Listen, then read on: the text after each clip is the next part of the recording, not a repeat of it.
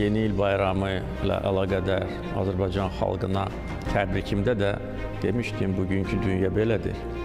Kim güclüdür, o da haqlıdır.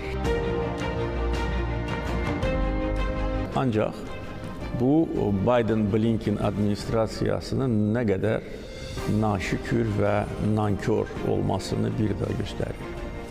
Və o vaxt administrasiyanın yüksək vəzifəli şəxslərlə söhbət əsnasında mən demişdim ki, gün gələcək və biz sizə bir daha lazım olacağıq, amma onda bizim qapımızı döyməyin.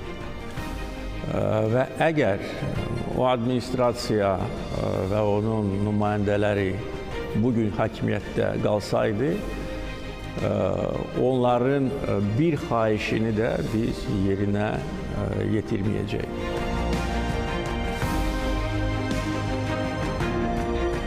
Mən həmişə kadrlara ədalətli olmuşam, amma etimadı doğrultmayan əhri yola gedənlər əlbəttə ki, ya cinayət məsuliyyətinə cəlb edilir, belə hallar kifayət qədər çoxdur, ya da ki, inzibati qaydada cəzalandırılır. Böyük xalq olduğumuz üçün mən çox istəyirəm ki, bütün Azərbaycanlılar Azərbaycan dilində